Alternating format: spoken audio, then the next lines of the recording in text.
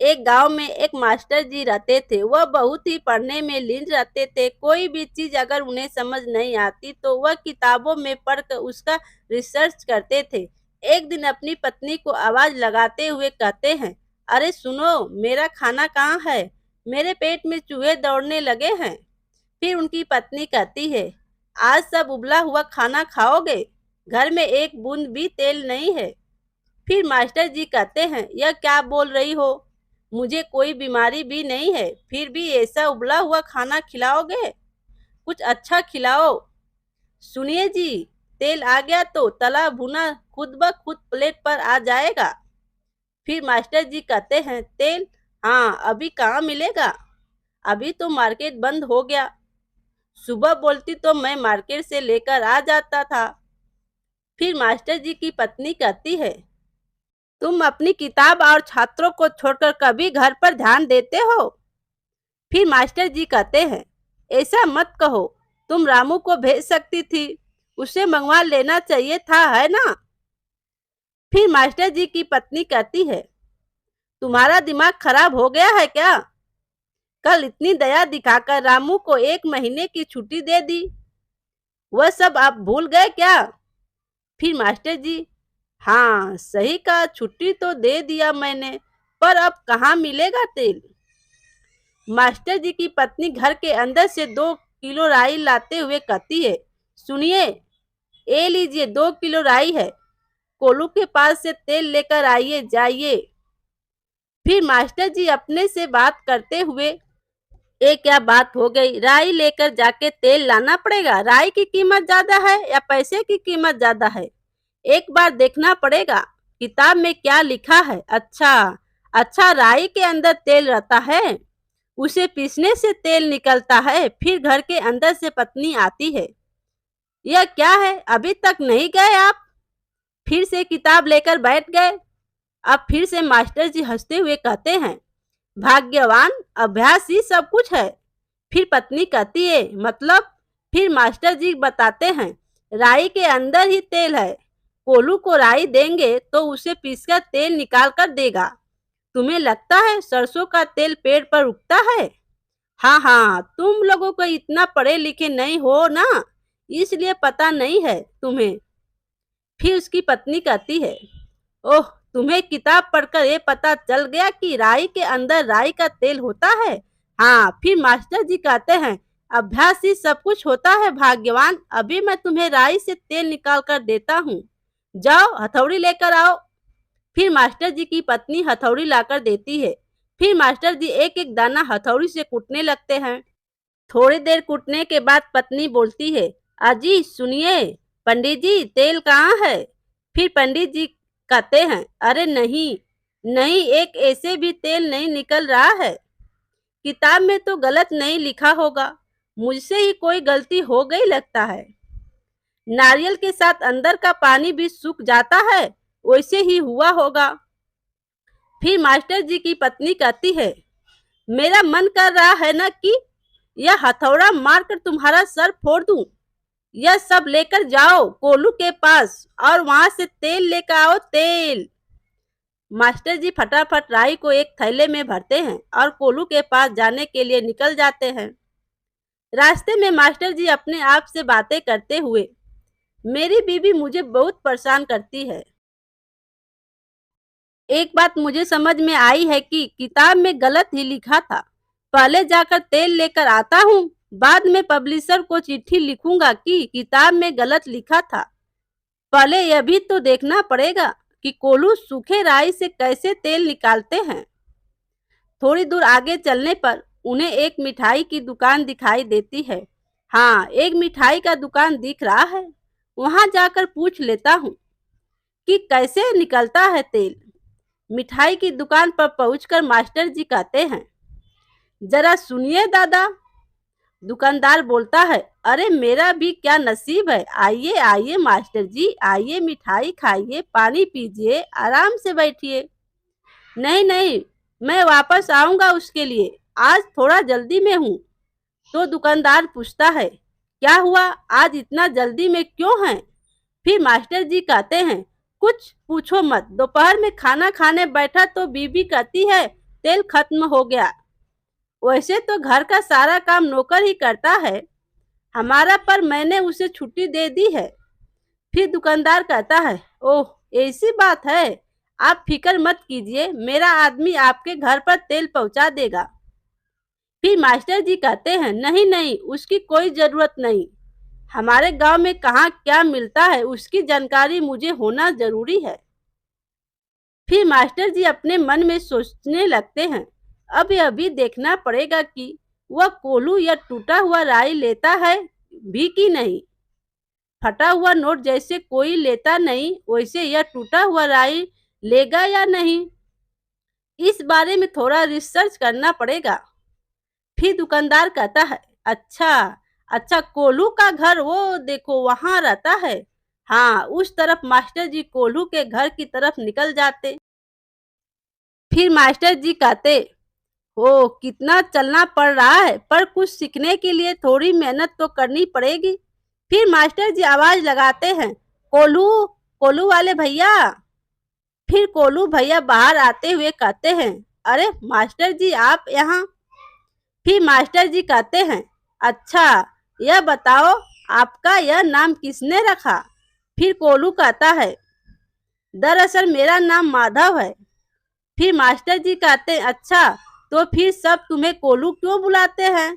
फिर कोल्हू भैया बोलते हैं, जैसे आपको सब लोग मास्टर जी कहते हैं ना, वैसे ही, पर यह आपका नाम थोड़ी ना है। फिर मास्टर जी कहते हैं, वाह तुम तो बहुत होशियार हो कोल्हू, यह तुम्हारा नाम तुम्हें पैसे से पड़ता है। वाह वाह, आज तो बहुत कुछ सीखने को मिला। फिर कोल्हू भाई बोला, अच्छा मास्टर जी आप राई लेकर आए हैं। फिर मास्टर जी कहते हैं, हाँ लाया तो हूँ, और इसके लिए बहुत मेहनत भी की है मैंने। अब बताओ मुझे इससे तेल कैसे निकलेगा, और मैं यह क्यों नहीं कर पाया। फिर कोलू भैया बताते हैं, मास्टर जी आपने राई को तोड़ दिया है, आप पीसेंगे नहीं तो तेल कहाँ से निकलेगा, पहले पिसाई करनी पड़ती है। फिर मास्टर जी कहते हैं, हाँ क्या बोल रहे हो, अच्छा अच्छा, मैं तो समझने में भूल कर दी, इसका मतलब किताब में सही लिखा है। फिर कोलू भैया कहता है, आप किताब में जो लिखा है उसका अर्थ समझिए, तब तक मैं जाके आपके लिए तेल निकाल कर आता हूँ। फिर मास्टर जी कहते हैं, वही सही रहेगा। कोलू भैया अंदर तेल निकालने के लिए जाते हैं और अंदर जाकर अपने बैलों से बातें करते हैं। कोलू भैया के बैल खाने के लिए आवाज लगाते हैं। तब कोलू भैया कहते हैं, अभी नहीं अभी नहीं, पहले थोड़ा सा काम कर लो, उसके बाद मैं छुट्टी दे दूंगा। हाँ, और उसके बाद तुम लोगों को हरी भरी घास भी दूंगा खाने के लिए। फिर बैल आवाज लगाते हैं। कोलू भैया कहते हैं, हाँ मेरी सोना, हाँ मेरी सोना, मान भी जाओ, मैं समझ गया, मैं समझ गया, तुम लोगों का खाने का टाइम हो गया है। मैं भी सुबह से कुछ भी नहीं खाया हूँ, अभी बस जल्दी जल्दी तेल निकाल पीस कर दे दो, उसके बाद हम साथ बैठकर खाना खाएंगे। हाँ। फिर कोलू भैया तेल पेरने की घड़ी में राई डालते हुए फिर बोल बैलों को हाँकते हैं। बैल गोल गोल घूमकर तेल निकालने लगते हैं। फिर कोलू भैया अपने घर से बाहर आते हुए मास्टर जी को कहते हैं, सुनिए मास्टर जी, आपका तेल आधे घंटे में हो जाएगा, एकदम अच्छा ताजा ताजा तेल मिलेगा आपको, देखना। मास्टर जी कहते हैं, ठीक है, जल्दी करो, बहुत भूख लगी है मुझे। फिर कोलू भैया भी कहते हैं, चिंता मत करो, मेरे काम करने वाले बहुत ही मेहनती हैं, आप चिंता मत कीजिए। फिर मास्टर जी कहते, अच्छा अच्छा, कोई कर्मचारी रखा है काम करने के लिए। तभी कोलू भैया कहते हैं, नहीं नहीं, कर्मचारी नहीं मास्टर जी, मेरी बैले हैं ना, वो लोग तेल निकालते हैं। फिर मास्टर जी कहते हैं, क्या बैल कोलू भैया मास्टर जी को बताते हैं। हाँ मास्टर जी, बैल, अरे बैलों ही तो तेल निकालते हैं, क्या आपको पता नहीं। फिर मास्टर जी कहते, नहीं नहीं, पता कैसे नहीं है, पर मैंने अपनी आंखों से नहीं देखा है, क्या मैं देख सकता हूँ। कोलू भैया कहते हैं, चलिए चलिए फिर मास्टर जी, देखकर कहते हैं, वाह वाह, देखकर जितना आसान लगता है उतना आसान है नहीं। फिर कोलू भैया कहते हैं, देखिए मास्टर जी, देखिए। फिर मास्टर जी कहते हैं, हाँ, ऊपर से राई डाला और फिर यह बैल घुमा घुमा कर तेल निकालते हैं। बहुत ही अच्छा तरीका निकाला है तुमने। पढ़ाई नहीं की पर कितना अच्छा दिमाग है तुम्हारा। फिर कोलू भैया ने कहा, इसमें मेरा दिमाग नहीं है, मेरे बाप दादा परदादा सब यही करते थे मास्टर जी, उनसे ही मैंने यह सब सीखा है। फिर मास्टर जी कहते हैं, अच्छा तो क्या मैं यहाँ बैठकर कुछ देर के लिए यह सब देख सकता हूँ, क्योंकि इस बारे में मैं कुछ नया लिखना चाहता हूँ। फिर कोलू भैया कहते हैं, क्यों नहीं, जैसी आपकी इच्छा मास्टर जी। एक टेबल पर बैठकर ध्यान से देखने लगते हैं। थोड़ी देर बाद कोलू भैया मास्टर जी से, क्यों मास्टर जी, क्या आपने कुछ लिखा? फिर मास्टर जी कहते हैं, नहीं, मुझे और थोड़ा अनुभव लेना पड़ेगा। फिर कोलू भैया कहते हैं, अनुभव बाद में लीजिए, अभी आप घर जाइए, नहीं तो आपकी पत्नी गुस्सा हो जाएगी। फिर मास्टर जी कहते हैं, सही कहा तुमने, दे दो मुझे। फिर मास्टर जी अपना तेल लेकर घर आ रहे हैं। तभी रास्ते में सोचते हैं कि एक क्या एक अनपढ़ आदमी राई पीसकर इतना सारा तेल निकाल रहा है, और मैं पढ़ा लिखा होकर मैं कुछ नहीं कर रहा हूँ। नहीं नहीं, मुझे उसकी मदद करनी चाहिए। फिर मास्टर जी आधे रास्ते से ही वापस कोलू भैया के पास चले आते हैं। उधर उनकी पत्नी सोचती है, इनको गए कितने देर हो गई, किसी को भेजना पड़ेगा उनको देखने के लिए। मास्टर जी कोलू के घर पहुंचकर, अरे कोलू नहीं, अरे नहीं, अरे माधव। फिर कोलू भैया कहता है, क्या हो गया मास्टर जी, ऐसे भागते भागते क्यों वापस आ गए? मास्टर जी कहते हैं, मुझे तुम्हारी बहुत बड़ी गलती पता चली है, सुधारोगे तो फायदा होगा। कोलू भैया कहता है, क्या मास्टर जी? फिर मास्टर जी बताते हैं, मैंने देखा जैसे ही बैल अपना काम बंद कर देते हैं तो तुम उन्हें कुछ कहकर काम वापस शुरू करवा देते हो। फिर कोलू भैया कहते हैं, हाँ, तो यह बातें चल रही थी कि मास्टर जी का लड़का उनके पीछे यह सब बातें सुन रहा था, जो मास्टर जी की पत्नी ने उन्हें देखने के लिए भेजा था। फिर मास्टर जी कहते हैं, अगर ऐसा हुआ कि तुम्हें पता ही नहीं चला कि तुम्हारे दोनों बैलों ने काम करना बंद कर दिया है तो तुम्हारा तो बहुत बड़ा नुकसान हो जाएगा, और तुम इस नुकसान का भरपाई कैसे करोगे? कुछ सोचा इस बारे में? फिर कोलू भैया हंसते हुए, आपको क्या लगता है कि मुझे समझ में नहीं आता कि वह कब काम चोरी कर रहे? फिर मास्टर जी कहते हैं, अच्छा ऐसा नहीं है, फिर कैसे समझते हो? तो कोलू भैया बताते हैं, उनके गले में घंटी है, जब वह घंटी बजना बंद हो जाती है तो मुझे समझ में आ जाता है कि वह लोग रुक गए। ऐसे मैं समझ जाता हूँ और फिर आवाज रुक जाती है तो मैं अंदर जाता हूँ और उनसे बातें करता हूँ। फिर मास्टर जी कहते हैं, वाह वाह, बहुत अच्छे, मुझे लगा था ऐसे ही लगाया है, गले में सिर्फ आवाज करता है, इसके लिए तुमने तो अच्छा दिमाग इस्तेमाल किया है। वह तो ठारा बैल, उसे लगता है उसे गाना पहना दिया है, उसे तो असली कारण पता ही नहीं है। मैं भी अब अपनी बीबी की चूड़ियों में ऐसी घंटी लगा दूंगा, उसे लगेगा यह गाना है, पर मुझे पता चलेगा कि वह खाना बना रही है या नहीं। यह सब बातें मास्टर जी का लड़का सुनकर अपनी मम्मी को कह देता है। कोलू भैया कहते, मास्टर जी अब आप घर जाइए। फिर मास्टर जी कहते हैं, हाँ हाँ, जाना तो पड़ेगा, बहुत देर हो गई है, नहीं तो बीबी डांटेगी मुझे। फिर मास्टर जी घर की ओर निकल जाते हैं। उधर मास्टर जी का लड़का अपनी मम्मी को सब बता रहा है तो उसकी मम्मी कहती, हाँ मैं समझ गई, बैल की तुलना मेरे साथ कर रहे हैं। ठीक है, अब तुम जाओ, आने दो उन्हें, मैं दिखाऊंगी कि कोलू का बैल कौन है। जैसे ही मास्टर जी अपने घर के सामने पहुंचते और उन्हें याद आता है, फिर कहते हैं, अरे मैंने फिर से यह गलती की, नहीं नहीं, मुझे अभी जाकर उसे बताना चाहिए। फिर मास्टर जी दौड़ते हुए कोलू भैया के घर पहुंचते हैं। उधर मास्टर जी की पत्नी कहती है, तेल लाने में इतनी देर लगती है क्या? इसका मतलब नहीं नहीं, वह मेरे लिए सोने की घंटी बनवाने गए हैं। ठीक है, मैं भी देख लूंगी, मैं भी देख लूंगी। मास्टर जी कोलू भैया के घर पर जाकर बोलते हैं, माधव माधव। कोलू भैया कहता है, इस बार क्या हो गया मास्टर जी?